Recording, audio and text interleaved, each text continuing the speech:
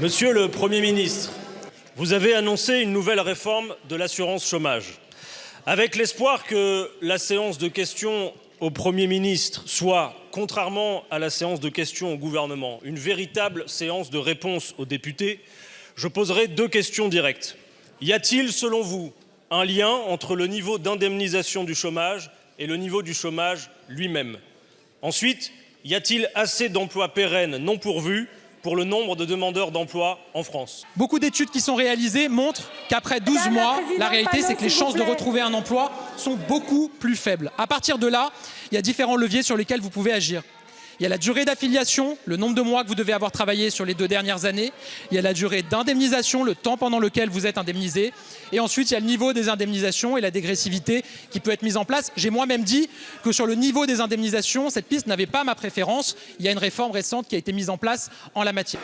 La bonne réponse était non. Il n'y a pas de lien entre le niveau d'indemnisation du chômage et le niveau du chômage lui-même. Le chômage était d'ailleurs au plus bas dans notre pays à l'époque où il était le plus indemnisé. Je veux rappeler ici que la perte d'un emploi est une souffrance, que le chômage tue directement 14 000 personnes par an. Je veux rappeler aussi que l'indemnisation du chômage n'est pas la charité, mais une assurance pour laquelle les travailleurs cotisent. Et qu'avec vos précédentes réformes, nous sommes passés de 70% de chômeurs indemnisés en 2008 à moins de 40% désormais. Sur le deuxième sujet, oui, monsieur le député, il y a des centaines de milliers d'emplois non pourvus chaque jour dans notre pays. On se déplace tous ici dans nos circonscriptions, partout sur le terrain. On rencontre partout des entreprises qui disent qu'elles cherchent à recruter, qu'elles sont freinées dans un certain nombre de projets, qu'elles pourraient s'étendre, qu'elles pourraient se développer économiquement, qu'elles ouvrent des emplois, qu'elles ne trouvent pas preneurs malgré toutes les démarches qu'elles entreprennent auprès de Pôle emploi, maintenant France Travail, des missions locales et autres. Donc oui, j'assume de dire qu'avoir un modèle social plus incitatif à l'activité permet de pourvoir un certain nombre de postes qui aujourd'hui ne sont pas pourvus, ce qui entraîne une perte de financement pour nos services publics et pour notre modèle social. La seconde bonne réponse était non. Il n'y a pas assez d'emplois pérennes non pourvus pour le nombre de demandeurs d'emploi en France.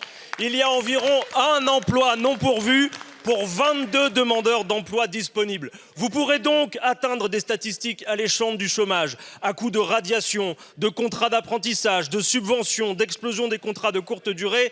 La réalité, c'est que le marché ne produit pas assez d'emplois pérennes malgré l'argent public dont vous arrosez généreusement les véritables assistés de ce pays, les riches et les grandes entreprises.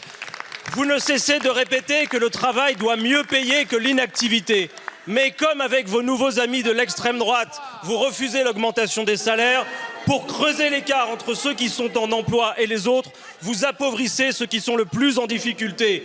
Foutez donc la paix aux plus démunis et rendez l'argent que vous avez donné sans résultat à vos amis.